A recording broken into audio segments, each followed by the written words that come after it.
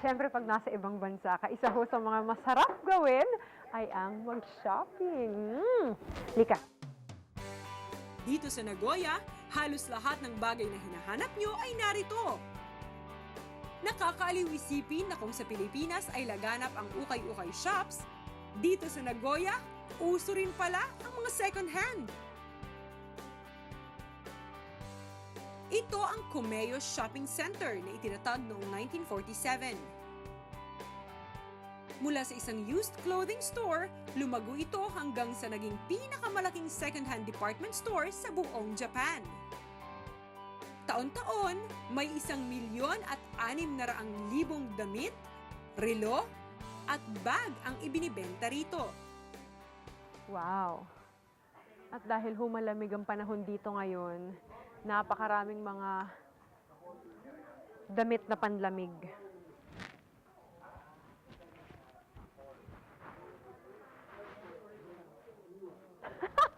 Sosyal.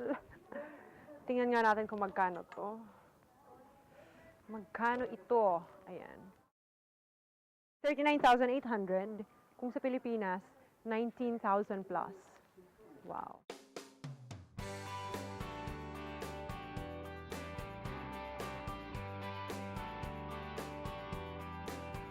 Dito naman ho sa second floor, makikita natin ang lahat ng klase ng kimono. Dito kasi, syempre sa Japan, kimono yung kanilang national costume. Kaya dito, murang-mura yung kanilang bentahan. Tingnan nyo ho ito. Depende yan sa kulay. Pagka yung tag price ay kulay yellow, 100 yen lang. Ibig sabihin, 50 pesos lang yan. Pag red, 500, pink, 1,000, blue, 2,000, gray 3,000 at yung green ay 4,000. Kung iisipin natin sa Philippine peso, kalahati. Kung 500 yen, 250 pesos lang po yun. Katulad nito, itong isang to, ang tatak niya ay color pink. So, ibig sabihin, ito ay 1,000 yen.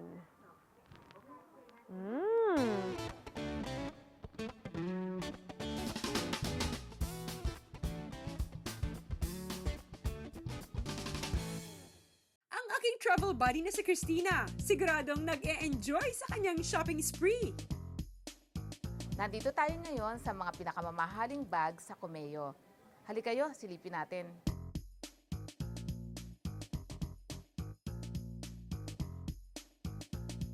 Hi, Christina. Oh, Pagod buti- na pagod ako. Buti dumating ka. Kasi ang daming paninda, hindi ko na alam kung anong pipiliin ko. Halika, tutulungan kita mamili at saka bumili. Yes, Pero, gusto ko yun, bumili. pero halika muna dito. Marami kong makikita sa magagandang bag. Wow. Ayan. ba Yung ito? bag na yan. Tingnan natin, napakamahal na bag na yan. 16,800,000 yen. Sa Yan pera natin, kulang-kulang 8 million to. 8 million pesos. Tingnan natin, busisiin natin kung anong meron dyan, bakit ganyan kamahal yan. Okay.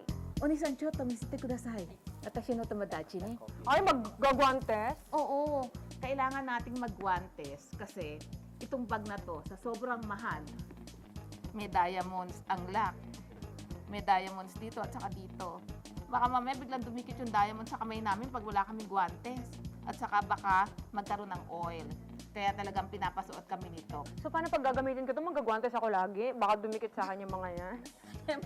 Siyempre hindi. Pero kailangan meron ditong twilly. Ano naman po ang twilly?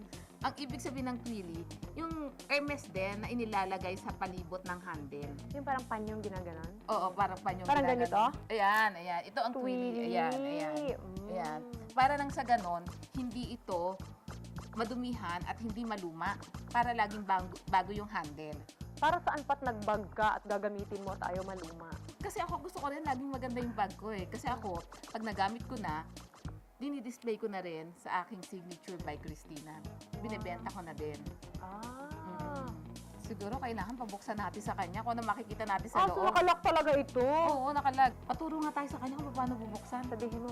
Oni-san no shite kudasai. Onegaishimasu. Hay. Yung lock at saka yung key magkasama din sa bag. Ayan. Tapos, yung lock na to, Ito ang lock na to. Mm-mm. Ang lock po nila may diamonds. Pwede ba itong ilock sa bahay namin? So, bubuksan natin ang loob nito. Ah, may mga po, may mga freebies. Patingin nga ng box. May mga freebies po sa loob. May biscuit. May box sa loob. Itong box na to, ito ang lalagyan ng kandado. Ah, so pag aalis ako, dapat Biscuit lagi na ako sa'yo. may hawak na box?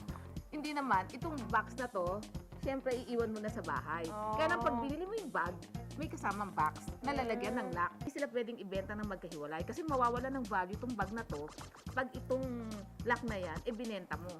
Nang mag-isa. Oo, nang mag-isa. Para ka mag-isa na.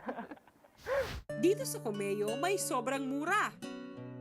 Meron din ubod ng mahal. Pero kung gusto mo namang regaluhan ng sarili mo, okay lang din naman.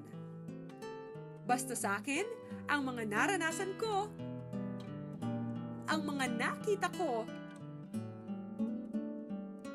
at ang natutunan ko sa simula ng aking pag-iikot dito sa Nagoya, yun ang mga bagay na walang katumbas at iingatan ko. Ako po si Venus Ra at samahan niyo po ulit ako sa aking susunod pang biyahe patungo sa iba't ibang kwento ng buhay at tagumpay dito lamang sa Business Flight. Yakuza Nagashima Resort!